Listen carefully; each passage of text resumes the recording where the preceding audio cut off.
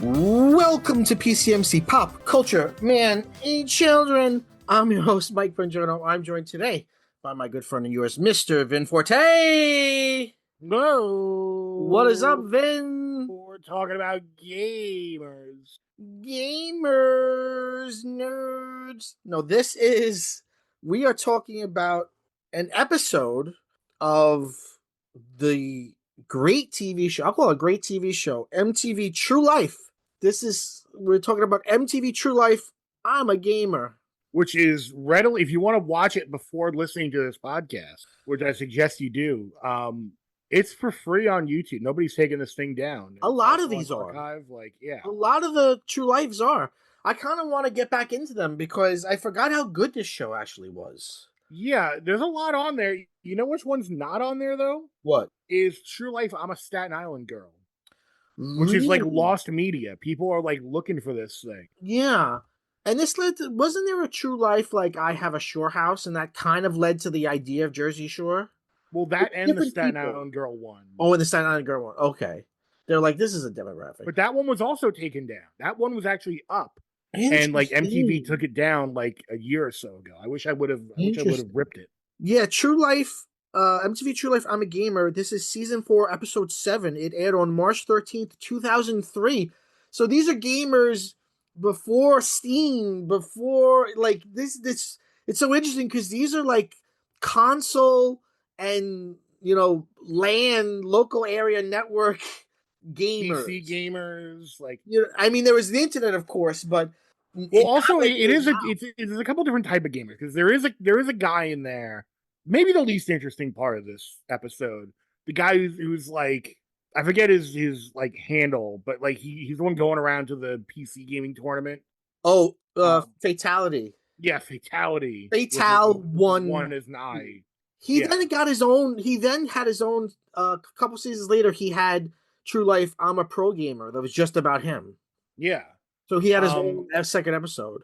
But there's him, and then it just gets sadder from there because there's a whole. Oh wait, let me describe one of them. The one that I think the most comedy comes from is, well, actually, there's two that I think are really funny. I was gonna say, one is Craig. Oh, sorry, not Craig. Greg. Greg is an alcoholic. Well, Greg, but it's not explicitly said he's an alcoholic, but he's Greg an alcoholic who also plays games in the bar, and also. When you say his name is Greg, yeah, it's spelled like Craig but with a G. Yes, Greg. Greg. And Greg plays Golden Tee, which is that the golf one where it's got the trackball and you have to like whip your palm across the trackball. A lot of shots. Shot. And this guy is a fucking loser. And he doesn't realize it. Yeah. Yes, he's dragging his feet on his girlfriend, who's gonna leave him any second.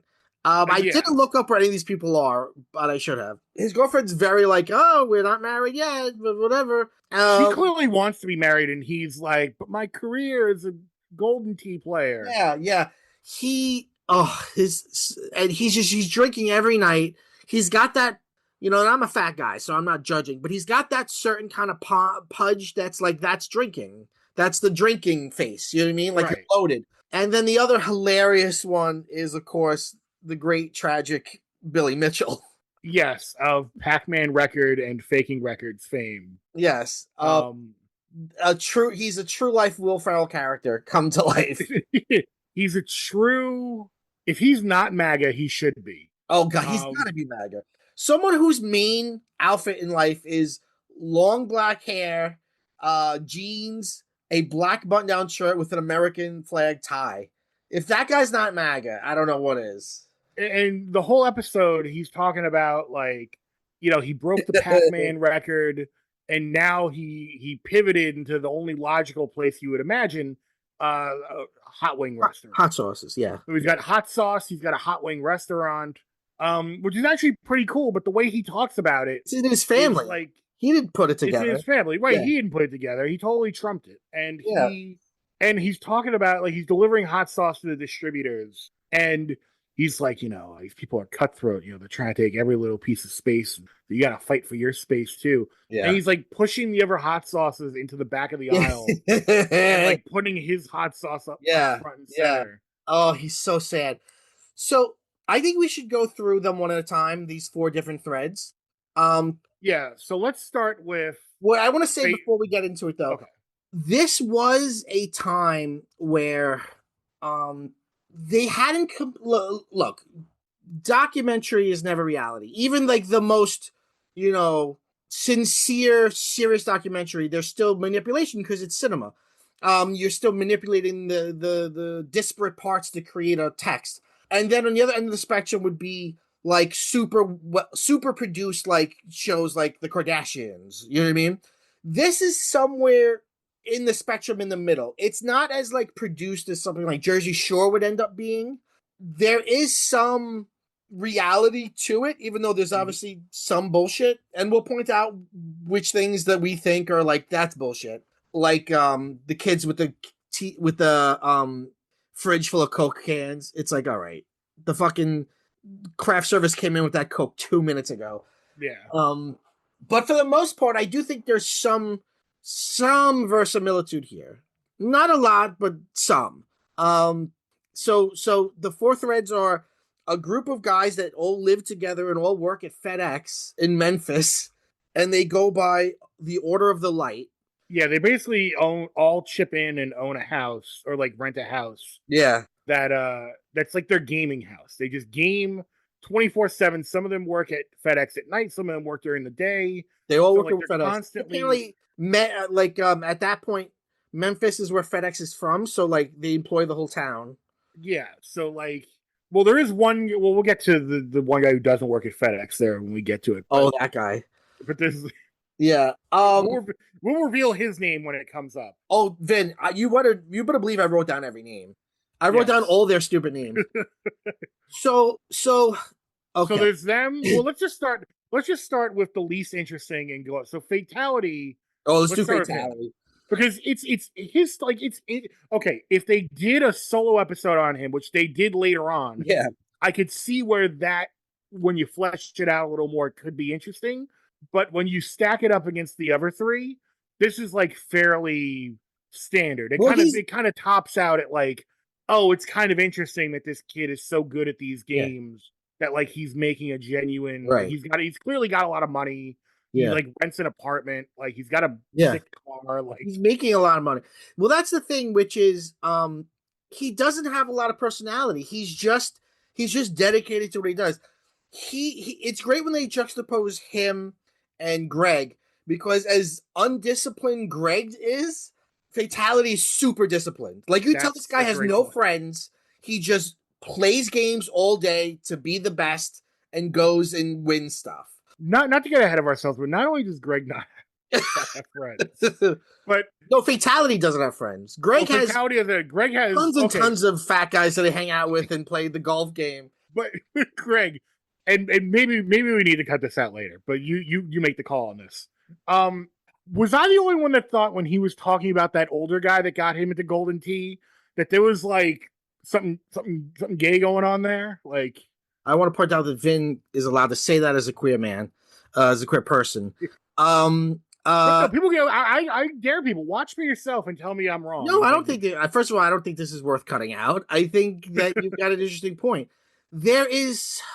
See, I he's saw my more like mentor. I Like your saw mentor more. at Golden Tee. Like, What I saw more from Greg. No, Greg.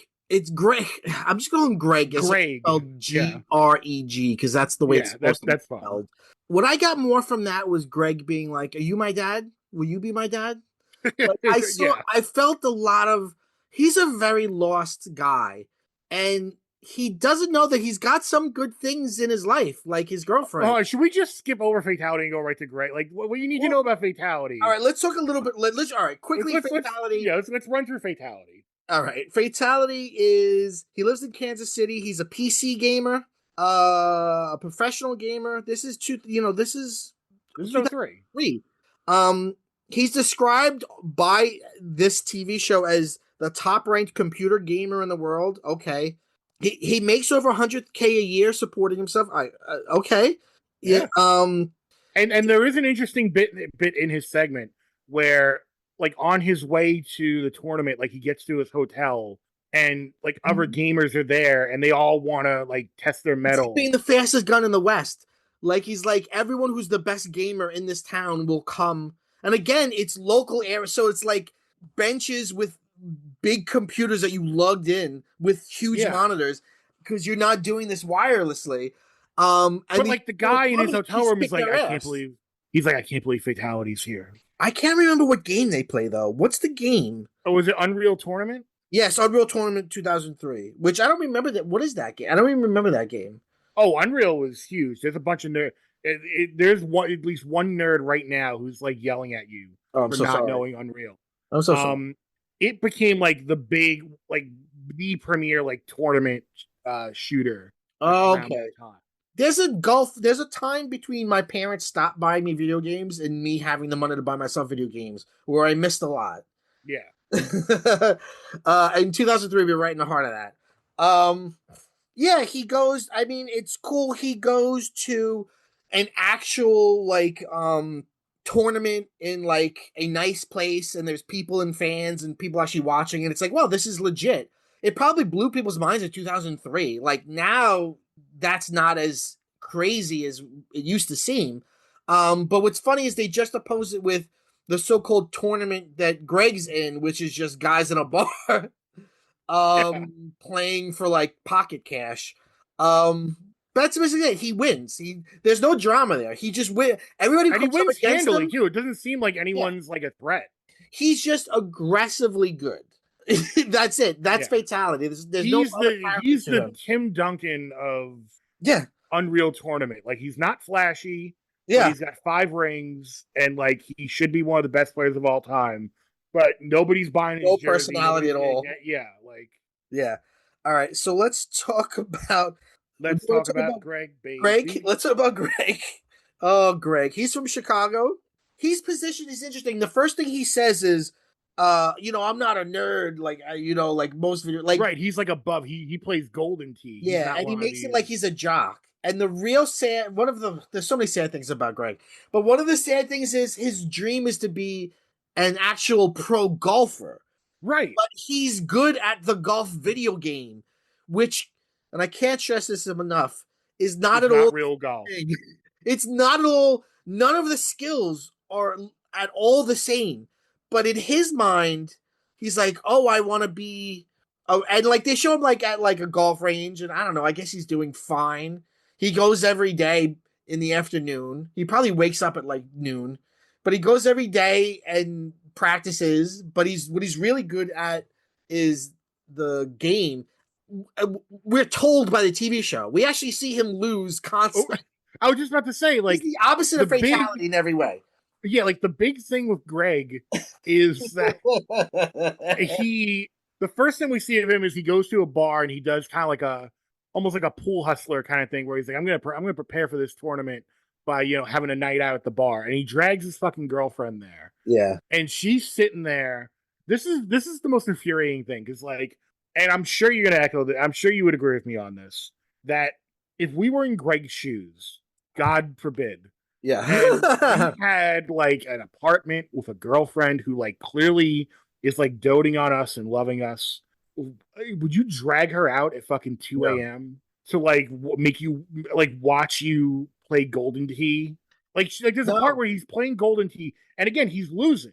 Right. Like he like I guess he wins a little. It's explained that like overall he won like a little money, but nowhere near as much as he thought he was gonna make. I wonder Um if the drinking and smoking as the night goes on makes him sloppier.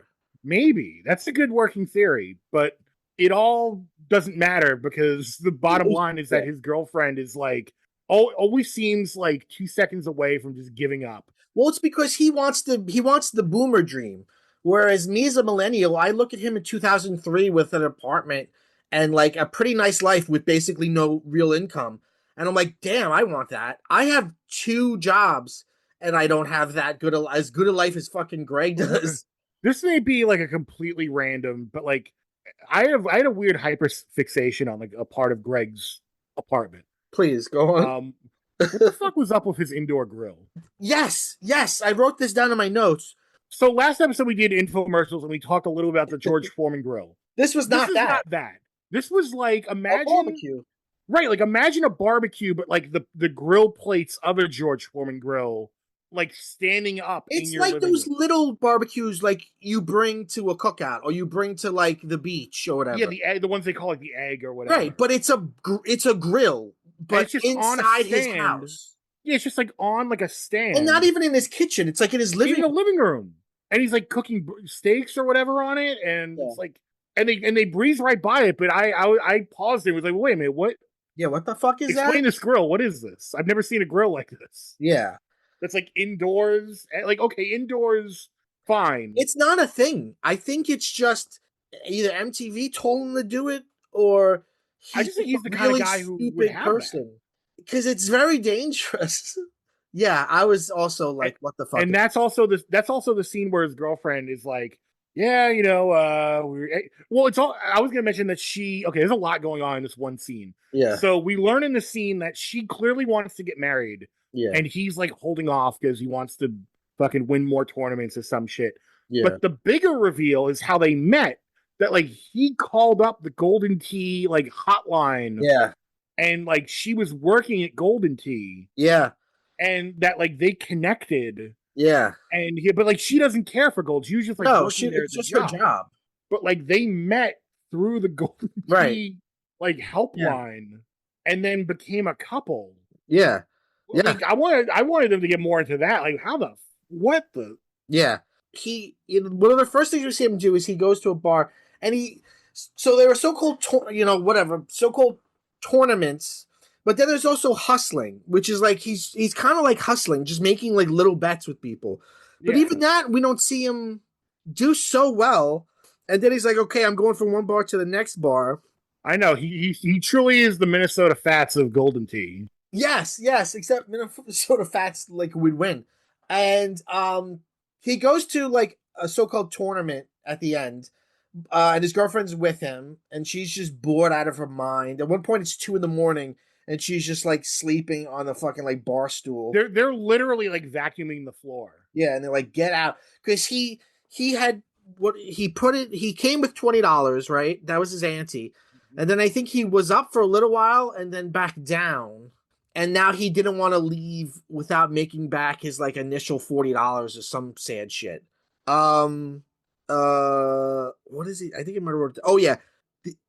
Okay, so he goes to the bar. There's an impromptu tournament to win $200. He loses and spends the rest of the night trying to win back the 20 he lost. He walks away with $40 after paying the bar tab. Yeah. So that whole night of his life, and more importantly, her life, was to win $40. It's basically, know what it's basically like? He has found a way to be a drinker and go out every night without paying for it.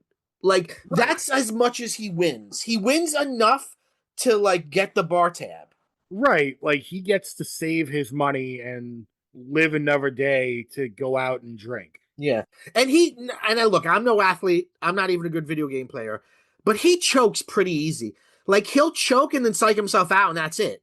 Like he could never be a real golfer. He does not have the mentality of a real sportsman. No. Like, and he gets and you could tell in the tone of his voice, he gets like very shaken and he's like fuck, god damn it, fuck, like angry. Yeah, like someone will, I forget the other guy's name, but it's like he has like a really good shot that beats his. He's like, great job, Drew. Oh, what a shot. And he's just like, you tell in the voice, he's like seething that he's about to lose. Yeah. Like Golden Tee. Which, yeah, to me, I've never played Golden Tee, but it seems like the most boring game I've ever heard in my life. I can't imagine. First of all, it seems like the whole point of the game is the initial swing, right? Right. Like, that's the fun of it. And then whatever else, like, I guess it's a real, like, 18 holes or whatever. I'm not sure. But he plays it all night, drinking and smoking, which is other guys doing the same thing. But then so he does the hustler thing. Then it gets to the other half of his story where he actually goes to this tournament. Yeah. And that really exposes him because he's got like 2 chances to win. Yeah. because there's the tournament where you get to like the top round, and Double, he what's it called? Double elimination? double elimination. Yeah. So that basically means like if you get to a certain point and then get eliminated, you have one last That's shot to like get back yeah. in. And he loses to like his mentor who taught him the game. Yeah, It's just a bummer. It's such a bummer. And but what's really funny is it ends with like single camera him and he's like, "Yeah, this was a wake-up call. I really think I need to change my life." Which is so funny because I mean, really, he just lost a video game, but you could see what happened was the whole personality he was building for himself. That's what failed. Like he right. was probably like he was good at this game, and he won a few like tournaments, won a couple $1,000. Was like, oh, I'm one of the best at this stupid game. And then MTV came calling. They were like, oh, cool, they're gonna follow me around. This is cool. I'm gonna like get to go around and then he has a pretty bad couple nights with the fucking crew there. So Yeah, not only is he losing, he doesn't have the opportunity that he wanted to build this persona. Like he's losing in front of the only cameras that have ever been pointed at him. And right. that's when at the end he's like, am I even this guy? Like, like what am I? It's just so funny to see like it was a wake up call. And I'm putting a lot of emphasis on the drinking. They don't put any emphasis on it in the show. But if you're reading between the lines, it's, like these other guys, it seems like it's about the games. For him, it's like he's going into bars and there's a fucking game there. Well, again, like he treats it as like he's a pool hustler. Like Yeah. when he's walking in and walking out, doesn't he have like he brings like a big sign in with him? Oh, he's also super cocky. He's like, see this $20? I'm about to turn it into seven of those. And I'm like, But like that, but I was thinking, like, does $140? that sign? Is that like him? Does he bring the sign for him to be like, "Hey, come play"? I Is guess. that like a sign, like a "prove me wrong" sign? I Like, guess. Yeah, I guess you gotta hustle somehow. is that like does he think he's Bernard Purdy all of a sudden? Have you ever heard the Bernard Purdy story? No. Bernard Purdy is a famous session drummer from the '60s and '70s, and when people would hire him for a session, he would have these two signs like on either side of his drum kit. And Yeah. on one side it would say "You done it," and on the other side it would say "You done hired the hitmaker Bernard Purdy." And Uh-huh. it's like that's the level of confidence you need, and that's the Yeah. kind of confidence I think Greg thinks he has. Oh yeah, at one point he's like, if you asked me if I could beat Tiger Woods, I'd say yes, because you gotta have that kind of confidence. Yeah, And it's like, but you're not really like great at golf though, right? right. You're not the hitmaker. That's a funny thing is like you might as well be good at baseball. Like the connection you're making in your mind isn't there. Because the golf video game is not it's not at all the same as golf. Right. He would be better off comparing himself to Fatality. That would be a closer Yes, yeah. comparison than him jumping right to I could beat Tiger Woods right now. Like Yeah. Yeah. Um all right, so let's see. I want what to do yeah, Bill. Let's do Billy last because he's the best. yeah, let's Um do the order of no quarter or whatever the fuck. the Order of Order of Light. light. I gotta say, I would love these guys. I like these guys. I would have fun with these guys. Um, and it says something about the time because I think like they would be depicted in much meaner way later on. They're kind of presented here as sort of like hopeless but charming. Like You know like you yeah, know who the one guy's presented at? The main guy who dresses like Fry from Futurama. yes, Um he he is right out of a fucking Kevin Smith movie. yes, yes. Like Right, he yeah. walked right off the screen. Even like he says like I'm at the at FedEx, I'm in the entry position. They say it's a 6 month position. I've been there for 3.5 years. Yeah. But just like the way he speaks, like the sarcastic pop culture to like Yeah, I know. No, I really he's can't stress this enough. Like he really like it's like Kevin Smith is writing his dialogue. right. No, yeah, yeah. But I know there's something charming about these guys. So they're a group of kids that live together in Memphis. I don't know if they really all live there? They can't all live there, right? I mean, they're seen coming in I and guess. leave. I You know what? Let me say one good thing about them. At least this group is every creed and color. I was just about to say like it's a real melting pot. Yeah, Like one it's guy is like super buff and like works out. and then there's like a quiet like it's like wow, you guys are all like friends and you don't seem at all alike.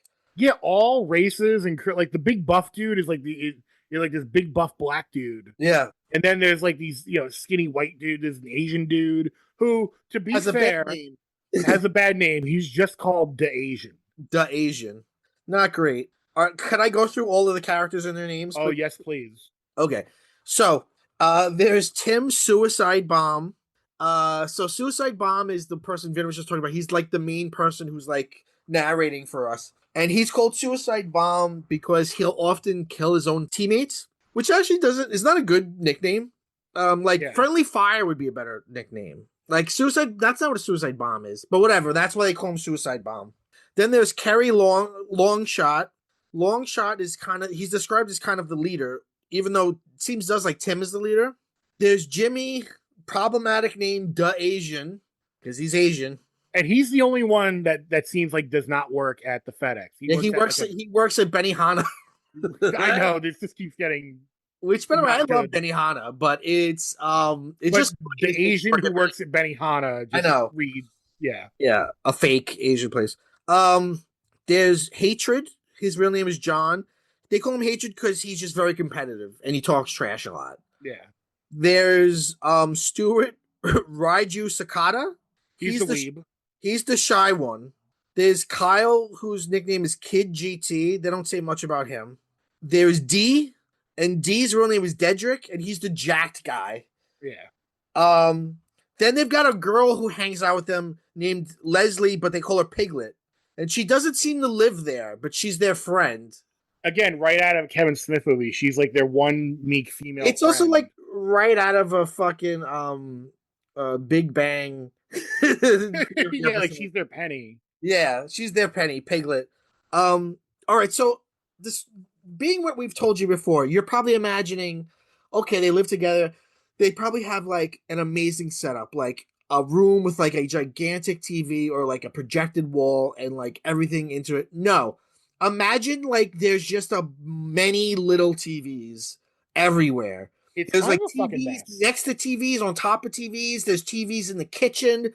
They have every console, but they're all like playing everything everywhere. This is what I was wondering. Like, did MTV put some of this together and say, okay, all you guys play different shit or whatever? Because it just seemed chaotic. Like, I don't know. How did that? Is it because it's the early 2003? Like that I rank to me is guess. very weird. No, it is really weird. Like you're not wrong. It's like I guess today it would be more cleaned up. I would have to imagine because I guess you wouldn't have so many TVs. You would have like they would all have laptops or like Yeah, right. And these were individual back when screens. TVs were TVs. They were big. But yeah, there's like a big TV in the living room. They're like yeah, there's a lot going on in this house. And they show the kitchen. Nobody cleans anything. They show like I 5 know. seconds of Carrie like putting some cords away and like straightening Yeah. up the living room, but that's about it. Like nobody cleans the kitchen. There's a great shot that God bless this cameraman for doing this pickup. It's just a close up Of of the episode 2 DVD. the DVD of Star Wars Episode 2 Attack of the Clones. Just to be like, if you guys didn't know, these are fucking nerds. Yeah, in case you didn't know. In They case like, for some reason they you had like any the doubt. worst Star Wars movie. But that would have been hot shit in 2003, right? Oh yeah, DVD. Like, Oh my god. Yeah, it's funny. so yeah, so they like swap in. They all work at different times. They all work different shifts. yeah. They're all just like coming and going. They're all But they have a playing- community. That's the They thing. Like do. they're living the stereotype of like shut in, yet they're all together. So Yeah. it doesn't seem that bad. They seem like guys that are just know what they enjoy and are just doing it. Yeah. And none of them are like pro in any way. They're just like, I mean, maybe like if this were 2023 instead of 2003, like they would all be like streamers trying to make money that way. But these guys are Maybe. just for the love of the game. They're just playing Yeah. games. I mean, the Asian plays like he takes a break from Benihana. He goes on his lunch break or whatever, and he's playing video games, and then like fucking He has like an 2 hour. hours. Yeah. Yeah, like hours go by, and then he's like, "Oh shit, I gotta go," and then he just like casually gets up and leaves. This is what this guy did. This guy said, look, how many times am I gonna have MTV at my house filming? Right. Do I maybe fuck up my job and get as much screen time as I can, and maybe they'll turn it into a little story? That's got to be it, right? Yeah. But I gotta say, as someone who was that age, have you ever like had an hour for lunch and you like tried to do some outlandish shit that definitely took more than an hour? Oh, absolutely. Like this does happen to young people. First of all, Yeah. if you're leaving in a car and going to your house on your lunch break, you're already asking for trouble. You're already setting yourself up for fucking you're gonna fuck up. Yeah. And he's in his little Benihana outfit. Um, yeah, yeah. And what were the systems back then? What are they playing? PS2, Xbox, Mm, GameCube. yeah, yeah. I don't see. There's no handheld gaming in this. You don't No. see any really, right? No. But those guys are they're not. They're just sweet. I don't know. Those are just fun guys. Let's go to fucking Billy fucking Mitchell. Billy Mitchell's famous for lack of a better word. You might have seen him in the documentary King of Kong. He's also in a documentary about Pac-Man too, right? Yeah. He so the story he was one of the original OG like gamers, like best gamers in the world. Like and back when like games were arcade games and they were hard. And he was really, really good at Pac-Man. Um, and he played perfect games where you kill every ghost, you eat every pellet, you eat every prize. Um, and there was a famous where was Twin Galaxies? California? I think so. There was a I think it still exists a famous arcade called Twin Galaxies, which like would like actually like rank people. They had like a leaderboard and they'd rank people the whole country. So like they were kind of like an official thing, and he was on top. He was number one for I think the fastest of like beating Pac-Man. And then time went on and people dethroned him, and then they were like, if you don't have to come to Twin Galaxies to do it. You could record yourself doing it at home, or you could send us a recording of the screen. So he kept like winning back his title, but then there was a scandal where they realized that he was using video game emulators and not the actual original video game um what do they call it? Hardware. Hardware. But no, what's the name of the actual like box, the arcade? Oh, What the cabinet. cabinet? That's what I'm looking for. And emulators are not the same, and they could also be slightly, like look, the original Pac-Man is famous for having like really tough, stiff um controls. An emulator would not have that, Yeah. right?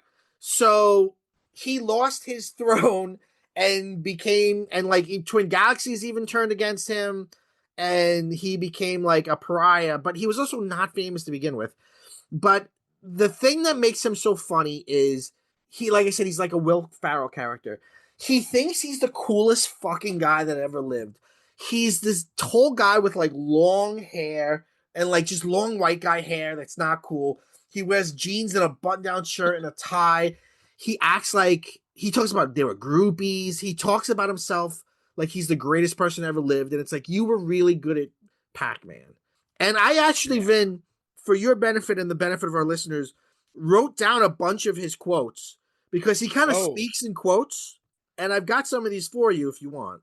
Oh yeah. Um, okay, quote, you don't become a world champion, it's in your DNA. Mm, Here's another quote from him. Whenever we went somewhere, it was equivalent to a rock band showing up. yes. People say, "Hey, Pac-Man." I say, "Hey, that's Mr. Pac-Man to you." This is another great quote. I always wanted to do something that was unparalleled, something unequivocal. I was asked by a reporter, "Have you done it?" Not yet. And then my last quote here. I became obsessed with the idea that I would know more about chicken wings about hot sauce than anybody in the world. And you know what the sad thing is? I bet his hot sauce is really fucking good. Yeah. Well, it's funny. Like he. This is like someone living in a version of himself that he built so long ago. He can't imagine something different. And now he runs like successful chicken restaurants, but he's trying to be like, oh, I attack chicken wings the same way I attack video games. Yeah. But what's really funny is like he's the kind of guy who like his knowledge stopped in 1980. Like Right. Billy Mitchell has never played like Kirby.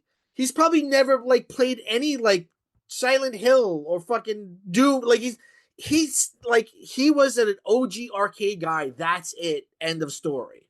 Um, and he, he talks about groupies. I guess he got laid a lot back then, and he's just not that guy. He actually is like this is a perfect character to be like played by um what's his name from Eastbound and Down? Oh, Danny McBride. Danny McBride. This is like a perfect Danny McBride character.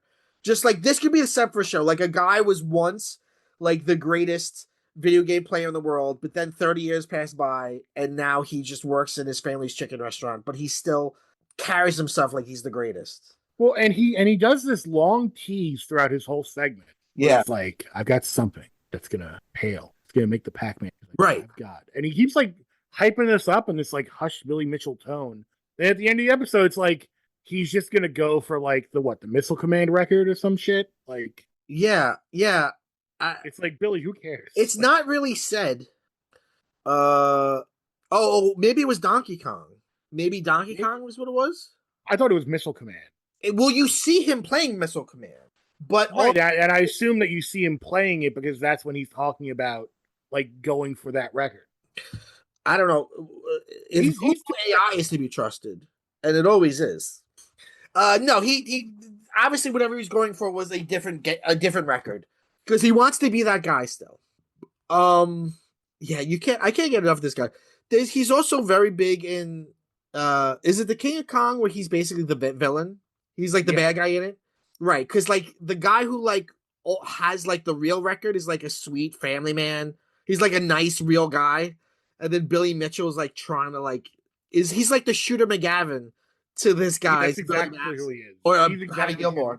Yeah, he's absolutely. I gotta say, I think this is really well put together to take, and this is all in 40 something minutes, so it would be 1 hour of TV. You have 4 threads. 2 of them have actual like 3-act structures. I thought it's really good. This show was really good. Yeah, maybe we need to do another True Life. Yeah, well, what are some of the other ones you remember? I remember the True Life I'm a Wrestler. I guess yeah. Can we go True through Life I'm Getting Married, which is the famous one that has the guy from Staten Island. Like the limo remember like the limo was like on the expressway. It was like gonna be late, and he calls the guy up, and the guy's like, "Well, 2 minutes late. I'll cut you like a fish." Yeah, that's that. Oh. Can I ask you, when do you think the last True Life episode came out? I wouldn't be shocked if it's still technically going on. 2020, they did a one-shot called True Life First Time Responders during COVID. Okay. But it actually, I guess it truly ran until 2015, which is still pretty damn late. Yeah. Just there's like 400 episodes, which is insane. But just some of these names, True Life, I'm Moving to Vegas. Some of them are truly insane. Like True Life, I'm Addicted to Crack. True Life, I'm a Hacker. Yeah, True Life. True Life, I Need Sex Medicine. What? What? I think there was one where it was like True Life, My Dad's a Stormtrooper. True Life, I Want to Be a Millionaire. What? Let's see. True Life, I'm on Ecstasy. Oh yeah, that was a big one. Yeah. Really? I don't remember that one at all. I'm a cheerleader. Get me out of here. Yeah. I'm a beauty queen. I'm coping with terrorism. Okay, wow. I'm bipolar. True Life, I'm a bitch. I'm a mother. Yeah. Mother. True Life, Sex 2K. This is 2003. So it was even late at that point. True Life, I Have a Phobia. True Life, I Was Famous for 15 minutes. These are True Life, I Have an Eating Disorder. Some of this is like, this was a good show. I've been thinking I don't know what I thought about this show before, I guess, but now I'm realizing like it was really good. Yeah, it's just that some topics are like way more serious than others. Yeah, and they'll be right next to each other. Like, yeah, exactly. It'll be like True Life, I love cereal next to like True Life, I'm addicted to crack. Yeah, exactly. True Life, I self-injure. Yikes. Next to True Life, I'm the new kid in town. True Life, I'm homeless. Wow. That was from 2009. I gotta I gotta watch as many of these for free as I can. Um, I have a narrative in my head that I'm beginning to think I've made up entirely. I thought that there was a True Life episode about a Sweet 16, and then that spun off Oh, into my that's Super Sweet 16. But yeah. I'm not seeing a Sweet 16 episode. So I think I just made that up in my head. I mean, that may be another show to look at. True Life, I'm addicted to tanning. True Life, I'm joining a commune. Yeah, this show's fucking cool. The show's good. Was True Life I'm Joining a Commune the one that was about the Gonis cult on Staten Island? Oh no, let me see. That was a later one too. For some reason IMDb goes from season 16 to 19 with two seasons just not on here at all. Yeah, it's very weird. I'm joining a commune is from 2016. I don't think so. I think the dates are wrong because I know what you're talking about. I think the dates are reliable. This could all be wrong. A 23-year-old, oh sorry, 23-year-old Took wants to put her ideals to the test by starting her very own urban commune in New York City. 26-year-old Emmett wants to improve his focus and find meaning in his life by joining an established commune. Does that sound I familiar? think that might be the one. I think the one that the person that joins the established commune joins the Gonis cult. What is this from 2013? True Life, My Dad is a Bro? I don't. I'm very interested. There's no information on it. There's no information on this. My dad is a bro. What on? Could that mean like I remember we used to say bros were like guys who were like, "Wow, like Yeah, like a it's sick, big bro." cuisine. Like, Yeah, like that kind of guy. Is that what it means? My dad's that maybe. guy. My dad wears a big like devil horn, gold devil horn over like a wife. My dad is big time Tommy. Yeah. Uh, yeah. My dad is Chris the Hobby guy. Can I make a recommendation to you? Yes. I'm actually reading, I'm about to finish it, a really good book um that I would suggest to anybody that wants a good book, but anyone who's into video games. Uh it's called Good Game No Rematch, a Oh, life the made of Jason video games. Shriver book. No, it's Mike Drucker. Oh, Mike Drucker. Good Game No Rematch, a life made of video games. And it's just funny memoir kind of book, but it's all related to video games, like when he was a kid in video games, and then he worked for Nintendo for a little while. It's just super easy read. I've been reading it at night. It just came out. It came out April 1st, 2025. So it's fairly new. Mike Drucker. It's good. It's a fun read. Yeah, in terms of video game books, I read Masters of Doom, which is very Ooh. interesting. What was It's that about? about John Carmack and John Romero, Uh-huh. who made Wolfenstein 3D, Doom, Quake, Yeah. and just like it's a good like time capsule of like the early to mid 90s and where video games were and like Silicon Valley and just like these two personalities who could not be more different, like just butting head. Like John Carmack is like Interesting. head down, like big computer guy, like we need to get the work done, come on guys, like. And John Romero is like total rock star, long hair, like probably owns a lot of guitars. Okay. Yeah. That's interesting. Are you playing any games right now? Um, I'm not. I'm waiting till the end of the because I want to get that Switch 2.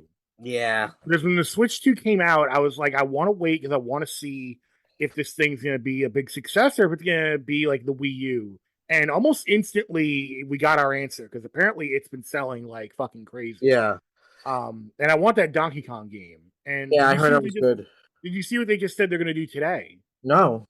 So they did a Breaking. Nintendo This is Direct. breaking news. They did a Nintendo Direct, and they also announced the new Mario movie, which is going to be based on Mario Galaxy. Oh, okay. That's an interesting show. And they're also re-releasing Galaxy 1 and 2 on Switch 2. Okay, I haven't played two ever. But it's very good. But they're adding to their like online section where you can play all the old games. Yeah. They're adding all the Nintendo Virtual Boy games. Oh, But shit. on top of that, you should look this up.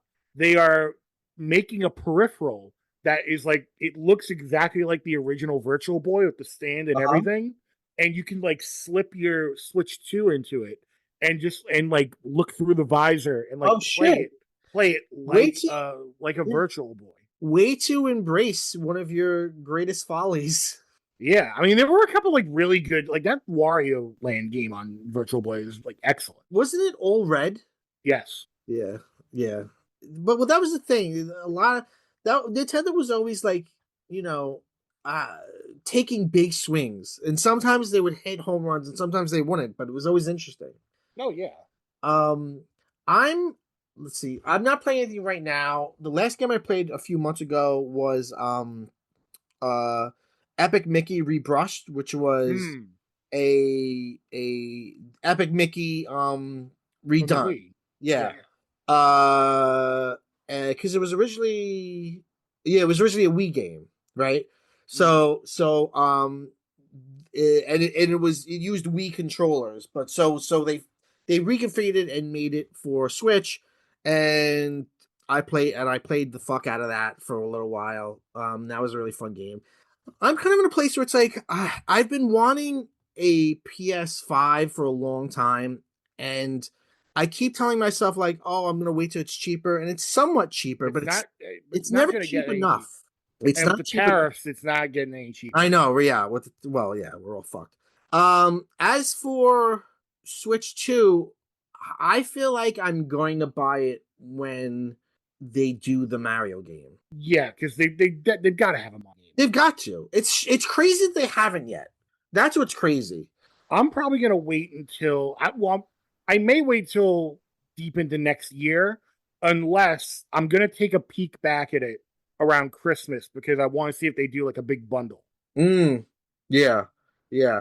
The problem is even the Wii 2, I'm sorry, not Wii 2, sorry, even the Switch 2, i- I'm not priced out of it. I'm a grown man, but there's also like there's a you get to an age where there's a certain amount where you're like, I can't justify spending that much money. You know what I mean? Like where Yeah. you're like, I can do it, but then I feel like a dipshit. Well, you have to also balance it against like, am I gonna play this thing all the time, or do I really just want it for this one game I want right now? Because if I'm gonna play it a lot, then okay, it's probably worth it. But like right now, Right. I really just want it for the Donkey Kong game that's out, Right.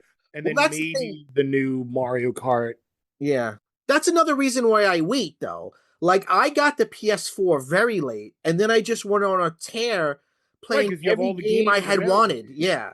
You know what I mean? Like maybe that's what I'll do with this new generation. Yeah. Um but yeah, there's, I came really close to buying the PS5 when the last game came out, Doom Dark Ages, Mm. because I love Doom and I like the last two Dooms. But then some people love the new game, but it's also like they took out what I think is my favorite part of Doom, which is like the fast platforming of it. Oh, It's more slow and methodical, but I still, God, there's so much fucking money.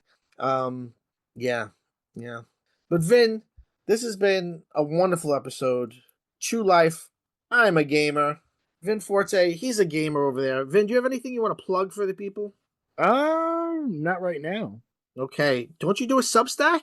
Oh yeah, go to vinforte.substack.com. Go subscribe. Yeah. All right. Vin, thank you so much for being here. Oh, it's my pleasure. We end every episode by saying, Go bye bye.